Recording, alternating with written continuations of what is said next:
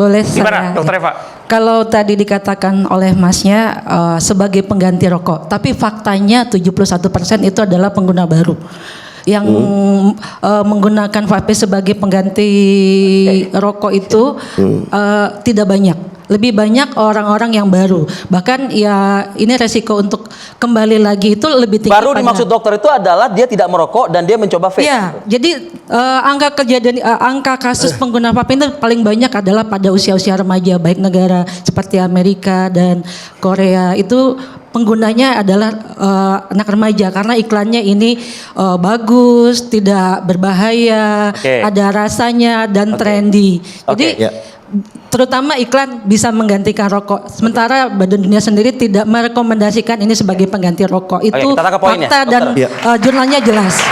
Memang kalau Ibu bilang tadi seperti itu, saya juga kebetulan saya juga keliling dunia udah berapa kali ikut conference Bu ya. Saya melihat ini semua dinamikanya, tapi ternyata juga enggak semuanya seperti itu Bu. Jadi banyak juga yang statement bahwa kayak vape di UK, Ibu juga mungkin bisa lihat statementnya bahwa vape itu government nih Bu ya yang bilang bahwa vape itu 98% lebih baik daripada berokok. Makanya mereka itu jual vape di dalam rumah. Beda sama Singapura ya Mas. Maaf, lebih baik itu bukan berarti baik untuk kesehatan. Betul. Tapi lebih baik daripada merokok Bu. Lebih baik daripada merokok tapi tidak menggantikan fungsi rokok. Oke, Bang Paido juga semangat sekali mau bicara juga. Silakan Bang. Ya, terima kasih. Jadi untuk kesehatan nanti ya dibahas ya. Artinya untuk kesehatan begini Bu. Ketika kita menilai sesuatu tidak boleh berdiri sendiri. Apakah lebih berbahaya dibanding A ataukah lebih ringan dibanding B? Nanti akan kita bahas. Jadi terkait dengan narkotika. Jadi kalau kita bicara ekosistem vape lah ya secara keseluruhan, itu sebenarnya isu yang bisa dianggap sudah selesai itu narkotika. Kenapa dianggap selesai? Karena undang-undang narkotika ini sudah ada dari 1976 Pak. Undang-undang 9 tahun 1976. Kalau kita bicara zaman Belanda itu ada lagi tahun 1927 ya kan. Sampai sekarang di Undang-Undang 35 2009 ya. Itu terakhir yang kita pakai. Permenkes ini sudah keluar 16 kali Pak. Terkait dengan penggolongan narkotika. Terakhir itu di 15 ya, 15 2025. Di awal tahun ada nomor 7. Jadi udah update terus. Poin Anda Bang Paido? Artinya ini sudah selesai, tinggal penegakan hukum. Ya, tidak tanggung jawab kami gitu. Silakan Pak Suki di komentari itu. Bukan tanggung jawab Anda tapi tanggung jawab kita bukan aparat. Pemberantasan terhadap itu pemerintah. Pengedarnya begitu ya. Iya, itu urusan pemerintah bukan kami lagi. Jadi narkotika kalau dibilang sudah selesai, ya saya sangat prihatin. Karena narkotika selalu berkembang. Bandar, produsen baru juga ya. Selalu mencari cara terbaru yang belum diatur. Baik narkotikanya sendiri, prekursor, sampai bahkan sekarang produsen membuat prekursor. Bagaimana membuat prekursor nih prekursor? Prekursor diatur, dilarang. Gimana caranya supaya tidak kena hukum, ancaman hukuman? Dia membuat prekursor. Sehingga kalau dikatakan sekarang masalah narkoba selesai, itu nonsen karena narkoba berkembang terus menerus. Tapi gini, kalau dari asosiasi, Pak Paido tuh sebentar, gimana? Saya kan sudah bilang Pak, ya artinya sudah ada dari dulu dan Permenkes itu update sudah 16 kali dari 2014 Pak. Dan ini akan update terus ketika ada temuan baru. Jadi artinya sudah ada nih aturannya. Tinggal penegakan hukumnya. Selesai kan, artinya selesai di situ Pak. Ketika nanti etimodet setelah ini ada lagi Bang Paido, aku mau mengatakan penegakan hukum belum serius. Oh itu udah jelas kalau itu sih. Silakan Pak. Itu sih bisa. Itu maksudnya Bang Paido Pak. Tidak, itu sebenarnya mudah lah gitu loh. Dari asosiasi udah jelas, yang tercukai juga sudah diawasi. Ya pengawasannya gimana dong Pak? Jadi terkait dengan cukai itu bukan urusan BNN, mohon maaf, penegak hukum terutama kan tadi temuannya yang tetapi yang memberikan mandat untuk mengawasi termasuk rokok elektronik adalah Badan POM. Dan tadi kalau disinggung ada beberapa hasil riset BRIN misalkan, ini perlu saya tegaskan kembali bahwa setiap riset itu punya skop. Pernah disampaikan oleh teman-teman dari AFI pada saat audiensi di BNN. Ternyata parameter-parameter hanya berfokus pada kadar nikotin. Padahal di dalam vape tidak hanya nikotin seperti yang saya katakan tadi. Jauh lebih banyak, lebih kompleks yang sangat berbahaya bagi kesehatan manusia. Oke, tanggapan Anda Mas Budi? Ya Kalau kita mau melakukan kajian itu kan membandingkan antara rokok konvensional dengan rokok elektrik ya, Oke. pastinya ya. Kita mau lihat isinya seperti apa sih. Dan yang dibedah tuh bukan hanya nikotin sih sebenarnya sih. Mungkin saya nggak bawa datanya. Kalau di sini ada bawa datanya, mungkin orang saya mungkin bisa bedah datanya untuk secara detail ya. Ya.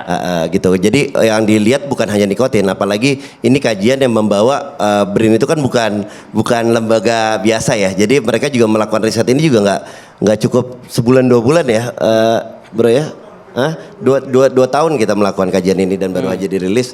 Ya ini berbasis bukan hanya di nikotin tapi segala aspek gitu. Dari Kajian yang dilakukan itu sudah termasuk memikirkan ekses-ekses yang bisa memanfaatkan dan merugikan teman-teman di vape asosiasi. Kalau merugikan, maksudnya merugikan ini apa nih ya? Ya dengan ada yang dimasukkan unsur-unsur psikotropika jauh sebelum ini mungkin Nah, kalau kita nggak pernah mikir ke sana, dalam arti, apapun kan bisa saja masuk kan? Iya karena Kayak tadi air mineral saja bisa. Ya apapun bisa. Masa kita harus melakukan itu? Kan tugas kita kan hanya memastikan bahwa produk kita layak digunakan. Ya. Paling tidak kita kan tidak pernah bilang itu vape itu sehat, nggak pernah. Oke. Tapi vape itu jauh lebih baik karena ini juga statement bukan berasal dari saya sendiri. Di negara-negara besar yang sudah populasinya juga perokoknya juga banyak juga sudah statement gitu. Jadi kita bukan bicara asal bicara tapi kita membawa data bahwa vape itu lebih baik daripada merokok konvensional pada.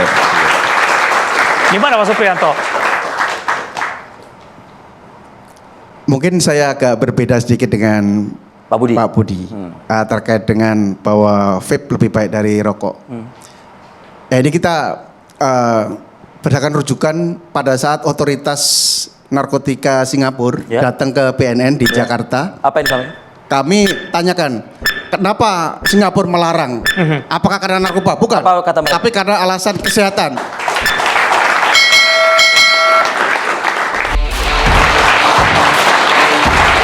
Anda masih bersama kami di Dua Sisi malam hari ini. Ini kita sudah mendengarkan tadi ya paparan dari asosiasi, dari BNN. Saatnya kita ganti narasumber agar lebih tercerahkan lagi nih ya informasi yang disampaikan. Saya ingin mengundang, terima kasih Brigjen Polisi Supriyanto dan juga silakan bergabung Dr. Eva. Mas Paido mungkin bisa bergabung bersama kami di depan. Mikrofonnya dibawa, nanti silahkan mendukung. Ya, kalau ada yang kurang-kurang langsung Kirain sesama ini ada salam vape atau salam apa gitu. Oke, Dokter Eva tadi semangat sekali di belakang ya. Jadi gimana? Kita terakhir membahas mengenai masalah kesehatan begitu. Tadi katanya di Singapura dilarang mengenai masalah kesehatan. Kuncian terakhir tadi ya dari. Ya, ini kan sepakat juga bahwa ternyata sebagai alternatif tujuan utamanya ada vape adalah untuk perokok yang ingin berhenti, alternatifnya di sana. Tapi disalahgunakan sama orang awam yang justru malah pakai. Tadi ada bilang 71% pengguna merupakan pengguna baru. Gimana? Jadi rokok konvensional dengan vape ini hampir sama ya, sama-sama ada nikotin, sama-sama ada zat karsinogenik bisa menyebabkan kanker, dan ada zat yang bisa mengiritasi sama. Jadi hanya bedanya di sini tidak ada karbon monoksida dan tar yang dianggap karsinogenik, tapi sama. Dan data dunia American itu jurnal Amerika menyebutkan bahwa ini malah akan menjadi pintu masuk untuk masuknya zat-zat seperti narkoba tadi. Karena mungkin teman-teman dari komunitas bisa mengawasi produk ya. Tapi produk berapa sih kekuatan teman-teman untuk mengawasi loh isi kandungan daripada tiap-tiap obat ini. Karena dengan bentuknya itu justru dia lebih berbahaya daripada rokok. Rokok susah kita masukin. Tapi kalau ini zat yang larut tadi bisa dengan mudah dimasukkan seperti tadi. Ada ethomidate ya. Yang teman-teman sendiri nggak tahu. Akhirnya ini kan teman-teman merasa kami nggak tahu itu. Memang secara vape tidak menggunakan narkotika yang berbahaya, tapi akhirnya kan bisa jadi pintu masuk gitu loh. Dan orang juga akan merasa ini dianggap sebagai pengganti rokok. Padahal faktanya jurnal tidak menyebutkan itu. Jurnal dunia tidak, itu kalau BRIN tadi ya maaf. Ini jurnal internasional menyebutkan bahwa tidak menggantikan rokok. Rokok konvensional. Itu ada datanya. Ada bentuk obat-obatan, ada macam-macam kok untuk menggantikan ini. Karena justru ini malah anak-anak muda yang lihat iklan merasa rokok vape ini aman gitu loh. Mana rasanya enak terus trendy lagi kelihatannya gitu. Ini akan menyebabkan rokok menjadi hal seperti jadi biasa. Dan mohon maaf, rokok ini malah menyebabkan kecanduan yang lebih daripada rokok. Karena akan menyebabkan akan lebih sering lagi menggunakan. Maksud Anda ketergantungan gitu ya? Jadi tergantungan dari nikotinnya juga. Dan ini ada kecenderungan dia akan menggunakan terus karena mohon maaf pengguna rokok ini berhubungan dengan perasaannya, jiwa ya. Oke. Jadi itu hal yang nggak bisa dianuin.